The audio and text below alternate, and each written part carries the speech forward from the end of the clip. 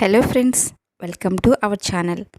ఈరోజు రవ్వ లడ్డు ఎలా తయారు చేయాలో, అలాగే ఎక్కువ రోజులు నిల్వ ఉండాలి అంటే ఎలా చేయాలో చూద్దాం. ఇప్పుడు ఒక బాండీలో ఒక 2 స్పూన్ల నెయ్యి వేసుకోవాలి. అంటే ఇప్పుడు 1 కేజీ రవ్వ లడ్డు చేస్తున్నామండి ఇక్కడ. దీనికి సరిపడా ఒక 2-3 స్పూన్ల నెయ్యి తీసుకుంటే సరిపోతుంది. అంటే 100 గ్రాముల వరకు తీసుకోవాలి. ఇది అంతా ఇందులో రవ్వ వేసుకొని బాగా కలుపుకోవాలి. అంటే స్టవ్ ఫ్లేమ్ని చాలా సిమ్లో పెట్టుకోవాలి, లేకపోతే రవ్వ తొందరగా వేడెక్కి మాడిపోతుంది. ఒక పక్క ఇలా పాలు కూడా పెట్టుకొని వేడి చేస్తున్నాను. ఇలా కొద్దిగా రవ్వ అంతా కూడా వేగిన తర్వాత తీసుకోవాలి పక్కకి. దాంట్లోనే మళ్ళీ కొద్దిగా నెయ్యి వేసుకొని ఇలా జీడిపప్పు, ఎండు ద్రాక్ష వేయించి పక్కకు తీసుకోవాలి. ఇది జీడిపప్పు కొంచెం వేగిన తర్వాత ఎండు ద్రాక్ష వేసి వేయించుకోవాలి. అలా వేస్తే మనకు 2 ఈక్వల్గా ఫ్రై అయిపోతాయి. ఇలా ఈ కలర్ వచ్చే వరకు వేపుకుంటే సరిపోతుంది. ఇప్పుడు పాలు కూడా మనకి ఇక్కడ 1 పొంగు వరకు వచ్చేసింది.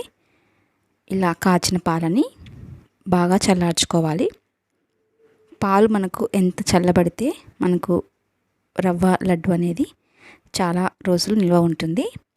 ఇప్పుడు షుగర్ని పౌడర్ చేసుకున్నానండి. ఇక్కడ 1 కేజీ రవ్వకి పావు తక్కువ కేజీ అంటే 750 గ్రామ్స్ షుగర్ వరకు తీసుకున్నాను. ఎక్కువ స్వీట్ తినేవాళ్ళు కేజీ రవ్వకి కేజీ షుగర్ కూడా వేసుకోవచ్చు. దీంట్లో మనం మళ్ళీ కొబ్బరి కూడా వేస్తాం కాబట్టి సరిపోతుంది. నేను ఇక్కడ 750 గ్రామ్స్ తీసుకున్నాను షుగర్ని. చక్కెర రవ్వ అంతా కూడా ఈ విధంగా కలుసుకునేటట్లు బాగా కలుపుకోవాలి. ఇది కొద్దిగా కలిసిన తర్వాత దీంట్లో 2-3 కప్పుల వరకు కొబ్బరి పొడి యాడ్ చేస్తున్నాను. మనకు ఈ కొబ్బరి పొడి గీరడం కష్టం అనిపిస్తే మనకి డ్రై కోకోనట్ పౌడర్ కూడా అవైలబుల్ ఉంటుంది మార్కెట్లో. కానీ దానివల్ల మనకు రవ్వ లడ్డు అనేది అంత టేస్టీగా రాదు, ఆయిలీగా ఉండదన్నమాట. మనము మార్కెట్లో కొన్న కోకోనట్ పౌడర్, మనం ఇది డైరెక్ట్ కొబ్బరి గిన్నెలు ఇట్లా కోరుకున్నట్లయితే దాంట్లో ఆయిలీనెస్ ఎక్కువగా ఉంటుంది. రవ్వ లడ్డు కూడా మనకు టేస్ట్ అనేది బాగా వస్తుంది.